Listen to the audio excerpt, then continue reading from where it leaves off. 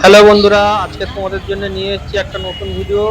New Delhi rail স্টেশনের retiring room. এটা হচ্ছে নিউ দিল্লি রেল স্টেশন। তবে তার আগে বলি, আজ আমার চ্যানেলটাকে প্লিজ তোমরা একটু সাবস্ক্রাইব করে দিও, যারা নতুন নতুন দেখছো আমার ভিডিওটাকে।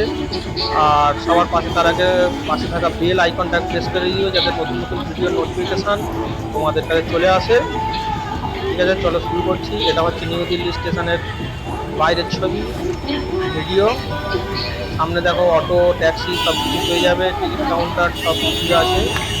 এটা নিউ দিল্লি স্টেশন। চলো এবার স্টেশনের ভিতরের দিকে ঢোকা যাক। আমরা এগিয়ে যাচ্ছি স্টেশনের ভিতরে। ওই সামনে দেখো ইনকোয়ারি বলে একটা বোর্ড আছে, ওর ঠিক পরেই ডান দিকে আমরা ঢুকবো। ঢুকলে ওখান থেকে ডান দিকে গেলে রিটায়ারিং রুম। সামনে পুলিশ বসেছিল, ক্যামেরা করতে দেয়নি।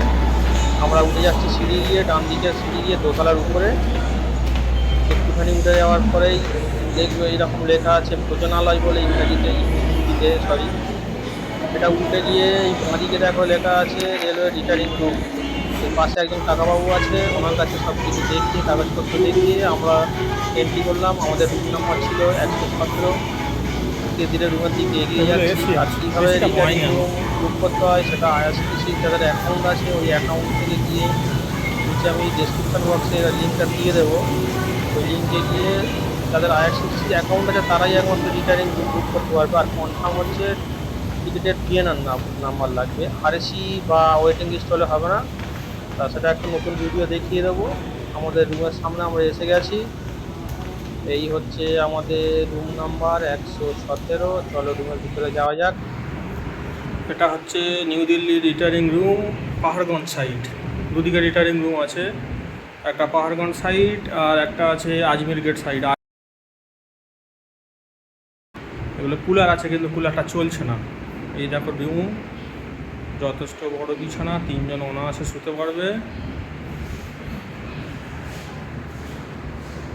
দুটো পাখা আছে সিলিংয়ে। বাথরুমে আমাদের ঢুকেছে, ওই জন্য বাথরুমটা আমি একটু পরে দেখাচ্ছি।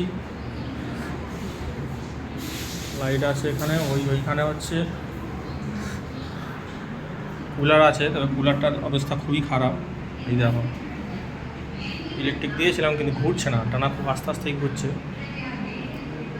12 ঘন্টার জন্য বুকিং, 260-70 টাকা যথেষ্ট। এর চেয়ে আর ভালো কিছু হতে পারে বলে আমার মনে হয় না।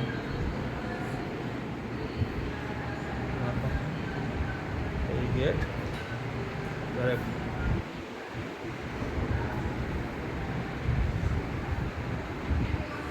মোটামুটি ঠিকই আছে, খুব হাইফাই নয়, খুব নোংরাও নয়। মোটামুটি চলে যাবে 2-4 ঘন্টার রেস্টের জন্যে। 200-250 টাকা, 250-300 টাকা খরচা করাটা এমন কোনো ব্যাপার নয়। বাইরে বসে থাকাচ্ছে, এখানে বসে থাকা শোয়া একটু শরীরের পক্ষে অনেক ভালো। কিছুক্ষণ পরে কুলারটা চলছে, তবে হাওয়াটা খুব একটা ঠান্ডা না, গরমই হাওয়া আসছে। শুধু ফ্যানটাই চলছে, বাদবাকি আর কোনো কাজ হচ্ছে বলে মনে হচ্ছে না। বাথরুমটা দেখিয়ে দিই তোমাদেরকে। এই দেখো বাথরুম, দুটো কল, বেসিন, বালতি, কোমোট, গিজারও আছে। মোটামুটি বড়ো সড়ো বাথরুম আছে, শাওয়ার লাগানো আছে, আবার আয়না আছে, বড়ো সড়ো আছে। মোটামুটি পরিষ্কার পরিচ্ছন্ন, খুব বেশি পরিষ্কার নয় আর নোংরাও বলবো না। নিচে টাইলসটা ওই রকম একটুখানি ঠিকঠাকভাবে বসানো নেই তো,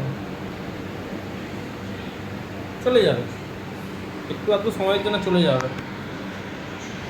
চলো বন্ধ করে দেওয়া যাক। কুলারটা চলছে, গরম হাওয়া দিচ্ছে। তাহলে এই তোমাদেরকে দেখালাম নিউ দিল্লি স্টেশনের রিটায়ারিং রুম। যদি পছন্দ হয় এসে থাকতে পারো।